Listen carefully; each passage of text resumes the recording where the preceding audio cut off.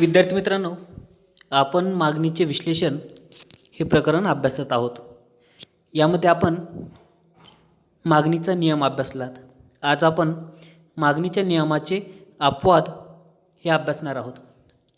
विद्यार्थी मित्रांनो, मागणीचा नियम वस्तूची किंमत व मागणी यातील व्यस्त संबंध स्पष्ट करतो. परंतु काही वेळेस किंमत व मागणी नगसंख्या यात समसंबंध आढळतो. मागणीच्या नियमाला अपवाद असताना मागणी वक्र खालून वर डावीकडून उजवीकडे वर जाणारा असतो, जो किंमत व मागणी नगसंख्येत समसंबंध दर्शवितो. विद्यार्थी मित्रांनो, सर्वसाधारणपणे कमी किमतीला अधिक वस्तूंची मागणी केली जाते व अधिक किमतीला कमी वस्तूंची मागणी केली जाते. परंतु अपवादात्मक परिस्थितीमध्ये असं न होतात कमी किमतीला कमी वस्तूंची मागणी केली जाते आणि अधिक किमतीला अधिक वस्तूंची मागणी केली जाते. ही जी अपवादात्मक परिस्थिती आहेत, ही अपवादात्मक परिस्थितीचा अभ्यास आपल्याला प्रामुख्याने करायचा आहे. काही अपवाद हे मागणीच्या नियमाला असलेले आपल्याला दिसून येतात, त्याचा आपण अभ्यास करणार आहोत. मागणीच्या वक्राच्या विरुद्ध बाजूला आपल्याला अपवादात्मक मागणी वक्र असलेला आपल्याला दिसून येतो. सर्वसाधारणपणे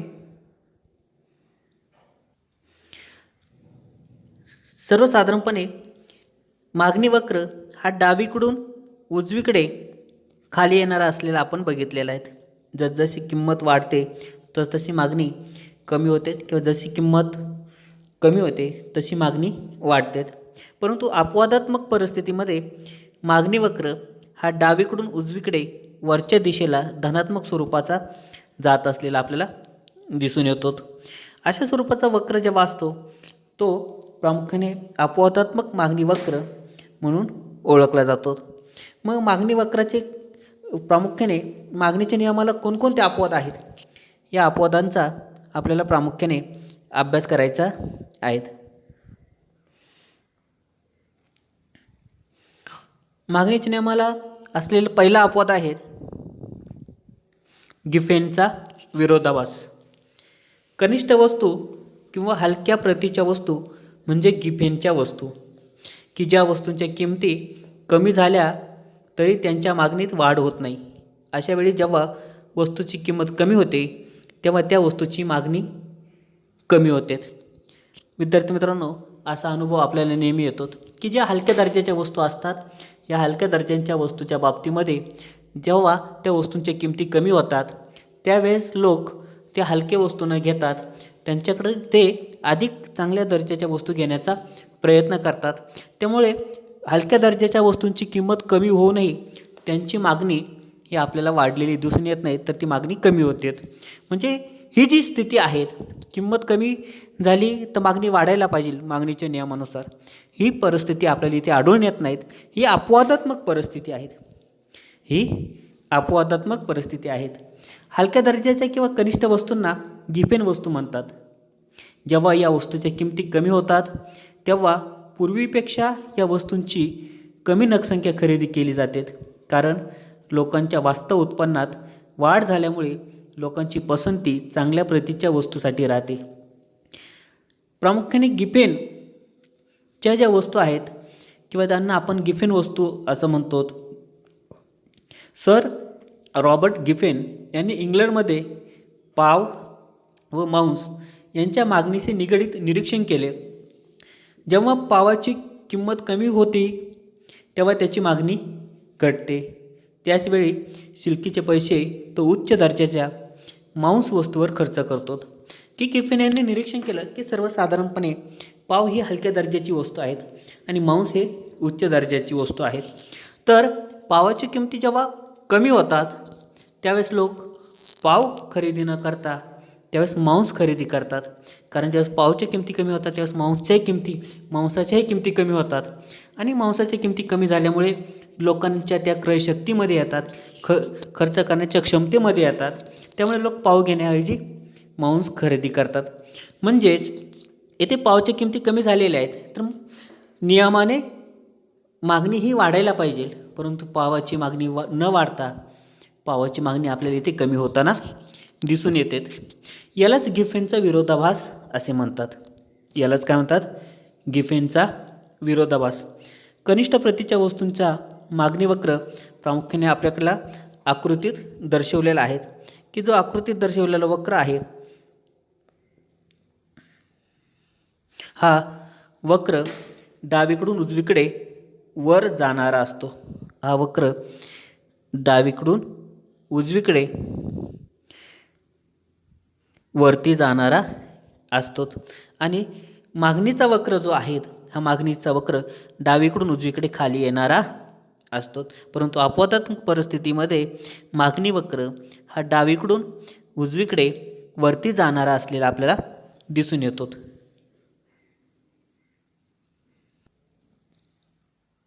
त्यानंतर मागणीच्या नियमाचा दुसरा अपवाद आहे प्रतिष्ठेच्या वस्तू. अनेक वस्तू अशा असतात की त्या प्रतिष्ठा म्हणून वापरल्या जातात. उदाहरणार्थ मौल्यवान वस्तू जसे हिरे, सोने इत्यादी प्रतिष्ठादर्शक वस्तू आहेत. म्हणून श्रीमंत व्यक्ती अशा वस्तूंच्या किमतीत वाढ झाली तरीही कधीही त्या वस्तूची खरेदी करतात, तरीही अधिक प्रमाणात त्या वस्तूंची खरेदी करतात. विद्यार्थी मित्रांनो, आपण नेहमी अनुभवतो की सोन्याच्या किमती असेल किंवा हिरे असेल किंवा ज्या चैनीच्या प्रतिष्ठेच्या समजल्या जाणाऱ्या वस्तू आहेत त्यांच्या किमती कितीही वाढल्या तरी ती प्रतिष्ठा जपण्यासाठी ते लोक त्या वस्तू खरेदी करत असलेल्या आपल्याला दिसून येतात. हिरे फार जास्त किमतीच्या हिरे असेल, फार जास्त किमतीच्या मोटार, कार, आलिशान बंगले इत्यादी प्रतिष्ठेच्या वस्तू अशा वस्तूंच्या वापरामुळे प्रतिष्ठा वाढते असं मानले जाते. म्हणून श्रीमंत व्यक्ती अशा वस्तूंच्या किमतीत वाढ झाली असता त्यांच्या मागणीत वाढ होते. म्हणून प्रतिष्ठेच्या वस्तू मागणीच्या नियमाला अपवाद मानल्या जातात. प्रामुख्याने आपल्याला मागणीचा नियम माहिती आहेत की वस्तूची किंमत वाढली असता मागणी कमी होते. परंतु प्रतिष्ठेच्या वस्तूच्या बाबतीत आपल्याला अपवादात्मक परिस्थिती दिसून येते की या ज्या प्रतिष्ठेच्या समजल्या जाणाऱ्या वस्तू आहेत यांची किंमत जसजशी वाढते तसतशी सुद्धा त्यांची मागणी वाढत असलेली आपल्याला दिसून येते. त्यानंतर भविष्यकालीन किमतीचा अंदाज. विद्यार्थी मित्रांनो, जेव्हा भविष्यकालीन किमतीचा अंदाज असतो त्याचा परिणाम हा प्रामुख्याने मागणीवरती होत असलेला आपल्याला दिसतो. जेव्हा लोकांना भविष्यकाळात वस्तूच्या किमती वाढतील असा अंदाज असेल तेव्हा हा मागणीचा नियम खरा ठरणार नाहीत. जेव्हा लोक भविष्यकाळात वस्तूंच्या किमती वाढतील असे वाटते तेव्हा त्यांचे वर्तन मागणीच्या नियमाप्रमाणे आढळत नाहीत. याचा अर्थ वस्तूच्या किमती वाढत असताना लोक अधिक खरेदी करतात. उदाहरणार्थ शेअर बाजारात शेअरच्या किमती जेव्हा वाढत असतात जेव्हा शेअरच्या किमती वाढत असतात त्यावेळेस अधिक वाढलेल्या किमतीला सुद्धा लोक अधिक शेअरची खरेदी करतात. किंवा दीपावलीच्या अगोदर साखर, तेल यासारख्या वस्तूंच्या किमती वाढत असतानाही लोक वाढत्या किमतीला अधिक खरेदी करत असलेले आपल्याला दिसून येतात. कारण त्यांना माहीत असतं की दीपावलीच्या कालावधीमध्ये या वस्तूंच्या किमती अजून वाढणार आहेत. म्हणजे त्यांना भविष्यकाळातील किमतीचा अंदाज असतो. त्यामुळे खरेदी ते अधिक करत असतात. तेव्हा मागणीचा नियम अनुभवास येत नाहीत.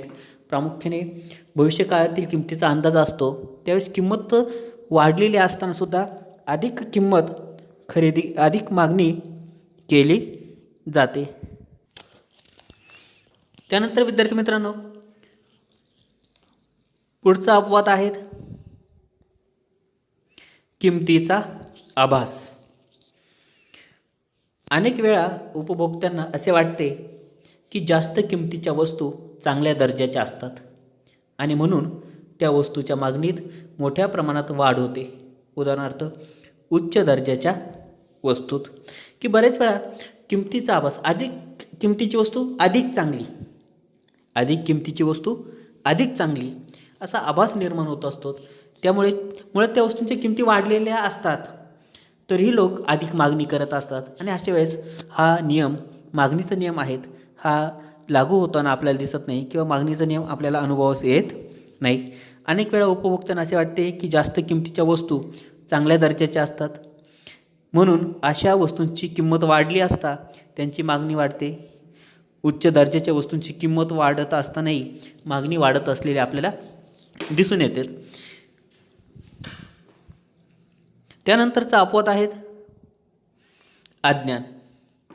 काही वेळेस व्यक्ती अज्ञानामुळे अधिक किंमत असतानाही वस्तू खरेदी करतात. हे तेव्हाच होऊ शकते जेव्हा उपभोक्त्याला इतर ठिकाणी त्या वस्तूवरील किमतीबद्दलची माहिती नसते, की बऱ्याच वेळा बाजारांचा ज्ञान हे व्यक्तीला कमी असतात आणि त्यावेळेस व्यक्ती प्रामुख्याने अधिक किमतीला ही वस्तू खरेदी करत असलेली आपल्याला दिसून येतात.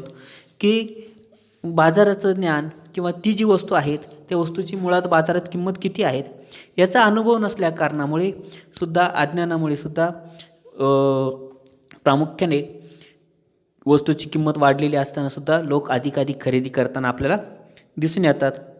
काही वेळेस व्यक्तींना बाजाराविषयीचे योग्य ज्ञान नसते, किमतीतील उताराविषयी त्यांना जाणीव नसते, म्हणून किंमत जास्त असतानाही अधिक खरेदी करत असताना आपल्याला दिसतात.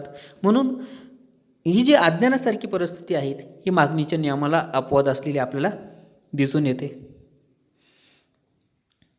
त्यानंतर सवयीच्या वस्तू. चहासारख्या विशिष्ट वस्तूंच्या उपभोगाची सवय असल्यास अधिक किमतीलाही गरजेनुसार खरेदी केली जातात. अनेक वस्तूंच्या सवयी आपल्याला नियमित होत असतात आणि या सवयीमुळे आपण ती वस्तू कितीही महाग झाली तरी ती खरेदी करत असतो. आता धूम्रपानाच्या बाबतीत जर विचार केला, अनेक लोकांना धूम्रपानाची सवय लागते आणि धूम्रपानाची सवय लागल्यामुळे ते वस्तू, धूम्रपानाच्या ज्या वस्तू आहेत या कितीही महाग झाल्या तर सवयीमुळे त्या वस्तू अधिक किमतीला सुद्धा खरेदी केल्या जातात आणि अशा वेळेस मागणीचा नियम आपल्याला अनुभवास येत नाहीत.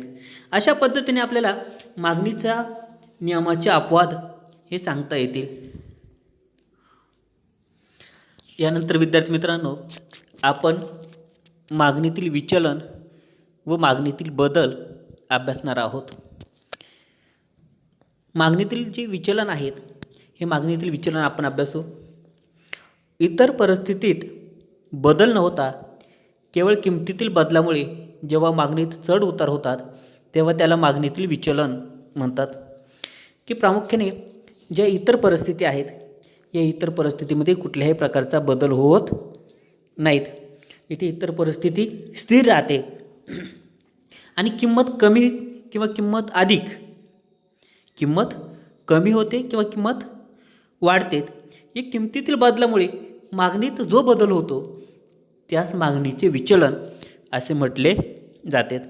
प्रामुख्याने मागणीचे जे विचलन आहेत या मागणीच्या विचलनामध्ये प्रामुख्याने आपण दोन विचलनाचा अभ्यास करणार आहोत. त्यातील पहिलं विचलन आहेत मागणीतील विस्तार किंवा त्याला आपण प्रसरण असे म्हणतो आणि दुसरं विचलन आहेत मागणीचा संकोच किंवा अंकुंचन. त्यातील पहिला आपण अभ्यासू मागणीचा विस्तार किंवा प्रसरण. प्रामुख्याने इतर परिस्थिती. आता कोणकोणती परिस्थिती स्थिर आहेत हे आपल्याला समजून घेणं गरजेचं आहे. उदाहरणार्थ आवड निवड, उपभोक्त्याचे उत्पन्न, लोकसंख्येचे आकारमान इत्यादीमध्ये कोणताही बदल न होता फक्त किंमत कमी झाल्याने मागणीत वाढ होते, त्यास मागणीचा विस्तार असे म्हणतात. त्यास काय म्हणतात? मागणीचा विस्तार.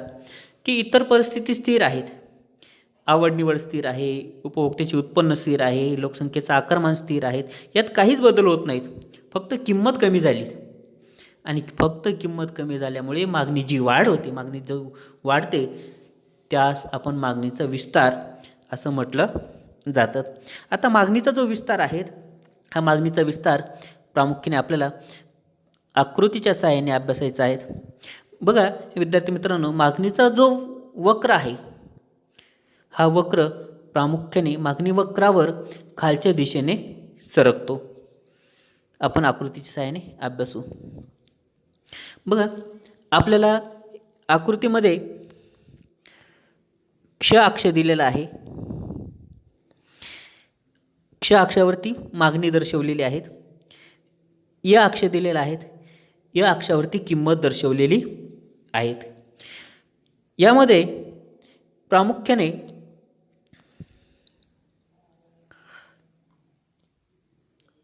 अ क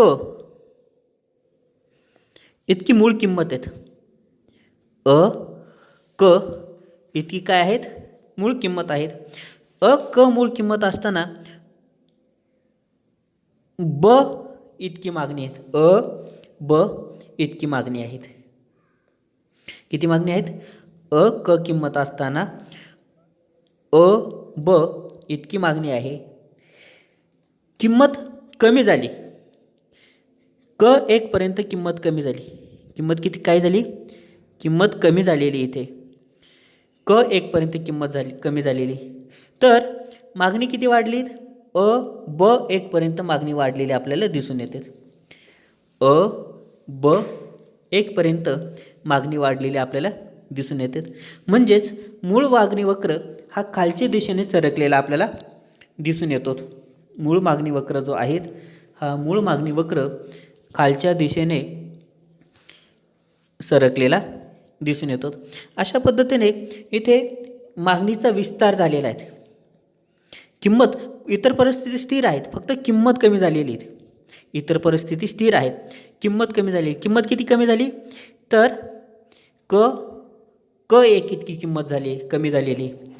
क 1 इतकी किंमत कमी झालेली असताना इथे मागणीमध्ये वाढ झालेली आहे. किती वाढ झालेली आहे? ब 1 इतकी वाढ झालेली. म्हणजे किंमत कमी झाल्यामुळे मागणीमध्ये जी वाढ होते तो मागणीचा विस्तार होय.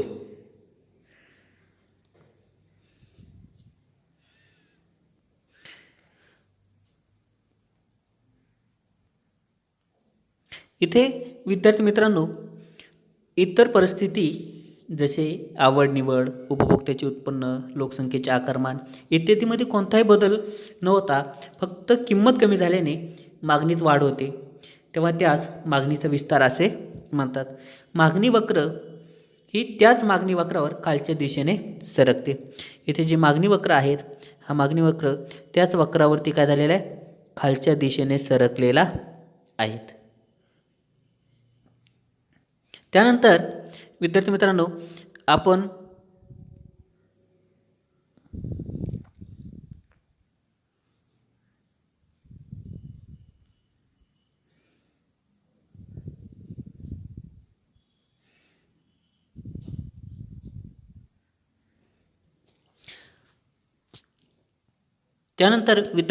आपण मागणीचा संकोच अभ्यासणार आहोत किंवा त्याला मागणीतील आकुंचन असं म्हणतात. यामध्ये इतर परिस्थितीत जसे आवड निवड, उपभोक्त्याचे उत्पन्न, लोकसंख्येचे आकारमान इत्यादीमध्ये कोणताही बदल नव्हता, फक्त किमतीत वाढ झाल्याने मागणीत घट होते, तेव्हा त्यास मागणीतील संकोच असे म्हणतात.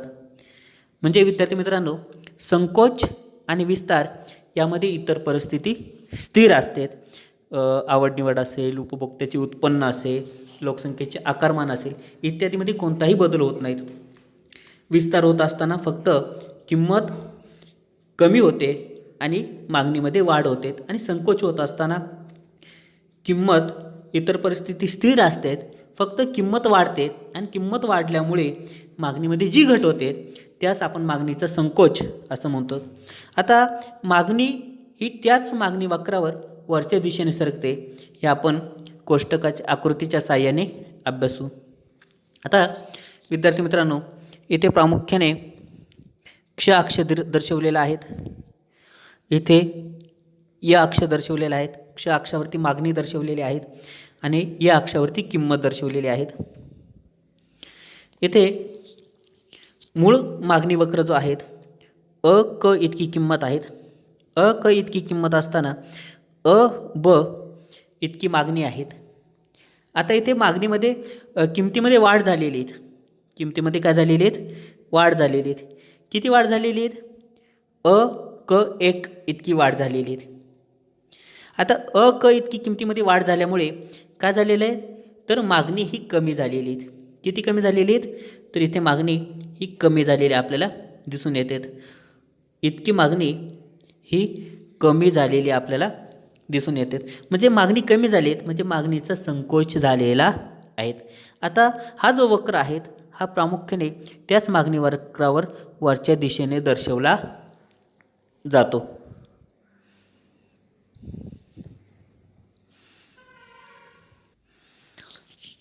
विद्यार्थी मित्रांनो, त्यानंतर आपण मागणीतील बदल अभ्यासणार आहोत. मागणीतील बदलमध्ये प्रामुख्याने मागणीतील वृद्धी आणि मागणीतील ऱ्हास या दोन संकल्पनेचा आपण अभ्यास करणार आहोत. त्यातील मागणीतील बदल अभ्यासत असताना येथे किंमत स्थिर असते आणि इतर परिस्थिती जे आहेत इतर परिस्थितीमध्ये बदल होत असतो. आपण मागणीचं विचलन अभ्यास असताना बघितलं की इतर परिस्थिती स्थिर आहेत आणि किमतीत बदल होतो.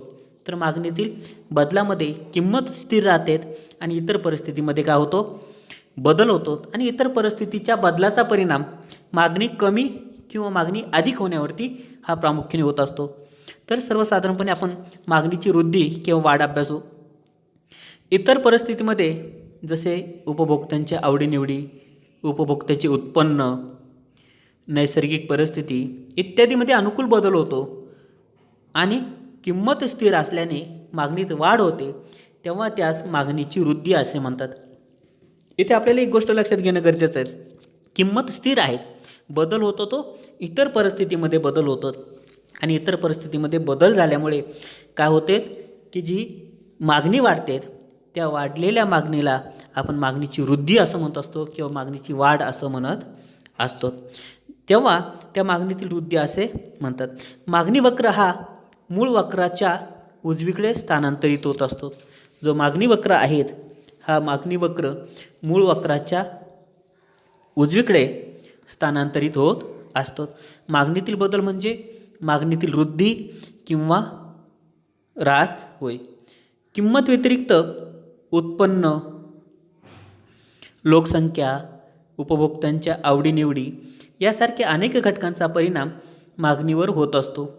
किंमत स्थिर असताना इतर घटकातील बदलाचा परिणाम म्हणून जेव्हा मागणी वाढते तेव्हा त्यास मागणीतील वृद्धी असे म्हणतात. आपण हे वक्राच्या सहाय्याने अभ्यासू. विद्यार्थी मित्रांनो, सर्वसाधारणपणे इथे आपल्याला मागणीतील वृद्धी दर्शवलेली आहेत आणि मागणीतील वृद्धी दर्शवली असताना प्रामुख्याने इथे जो क्ष अक्ष आहेत त्यावरती मागणी दर्शवलेली आहेत, या अक्षावरती किंमत दर्शवलेली आहेत आणि येथे आपण जर बघितलं तर किंमत ही स्थिर आहेत. किंमत ही स्थिर आहेत, किमतीमध्ये काही बदल होत नाहीत. किंमत जी आहेत ही किंमत स्थिर आहेत. क इतकी किंमत आहेत, किंमत स्थिर आहेत. क इतकी किंमत असताना ब इतकी मागणी आहेत. क इतकी किंमत असताना ब इतकी मागणी आहेत. परंतु काय होतं की इतर परिस्थितीमध्ये बदल होतो. जसे व्यक्तीचे उत्पन्न असेल, लोकसंख्या असेल, उपभोक्त्यांच्या आवडीनिवडी असेल, या गोष्टीमध्ये वाढ होते किंवा यामध्ये बदल होतो आणि हा बदल झाल्यामुळे किंमत स्थिर आहेत, किमतीमध्ये काहीच बदल होत नाहीत, परंतु मागणी वाढलेली आपल्याला दिसते. ही जी मागणी वाढते त्याच आपण मागणीची वृद्धी असं म्हणतो. त्याच काय म्हणतो आपण, मागणीची वृद्धी असं म्हणतो. जो मूळ वक्र आहे हा मूळ वक्र येथे मूळ वक्र दर्शवलेला आहे. ब किंमत क किंमत असताना ब इतकी मागणी आहेत आणि हा मूळ मागणी वृद्धी वक्र आहेत. किमतीमध्ये काहीच बदल नव्हता. जेव्हा मागणी वाढते त्यावेळेस हा वक्र मूळ वक्राच्या उजवीकडे सरकतो. म1 म1 हा मागणीचा वृद्धी वक्र असलेला आपल्याला दिसून येतो. प्रामुख्याने एक गोष्ट इथे लक्षात ठेवणं गरजेचं आहे की वृद्धी वक्र हा मूळ मागणी वक्राच्या उजवीकडे सरकतो.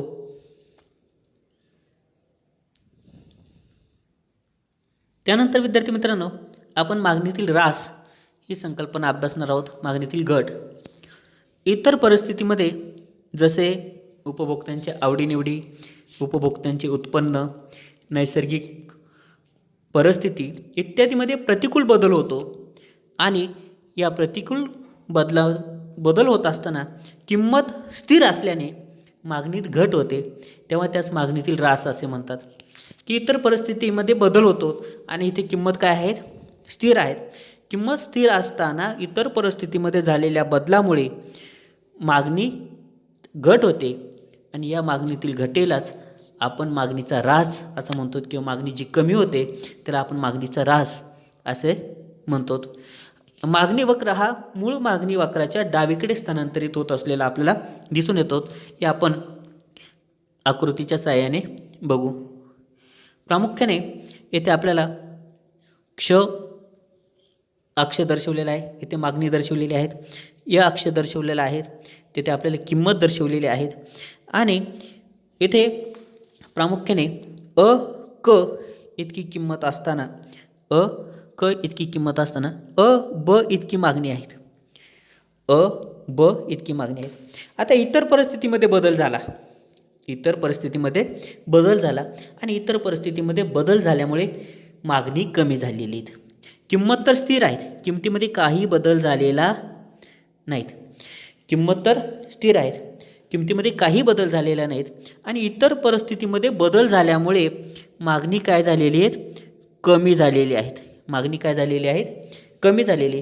ही जी मागणी कमी होते, या कमी झालेल्या मागणीला मागणीचा ऱ्हास असे म्हणतात. काय म्हणतात, मागणीचा ऱ्हास असे म्हणतात. आता जो मूळ मागणी वक्र आहे हा मूळ मागणी वक्र आहे आणि इतर परिस्थितीमध्ये बदल झाल्यामुळे मागणी कमी होते, त्यावेळेस जो मागणीचा ऱ्हास वक्र आहेत हा मूळ मागणी वक्राच्या डावीकडे सरकलेला आहे. मूळ मागणी वक्राच्या कुठे सरकलेला आहेत, डावीकडे. तो म2 असा मागणीचा ऱ्हास वक्र आपल्याला दर्शवलेला आहे. इथे प्रामुख्याने मागणीचा ऱ्हास इथे आपल्याला दर्शवलेला आहे.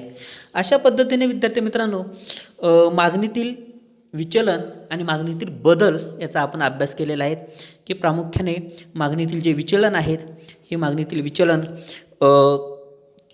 आणि मागणीतील जे बदल आहेत, मागणीतील विचलन प्रामुख्याने इतर परिस्थिती स्थिर राहते आणि किमतीमध्ये बदल होतो. मागणीतील विचलनामध्ये काय होतं, इतर परिस्थिती स्थिर राहते आणि किमतीमध्ये बदल होतो आणि मागणीतील बदलामध्ये प्रामुख्याने किंमत स्थिर राहते आणि इतर परिस्थितीमध्ये बदल होतो.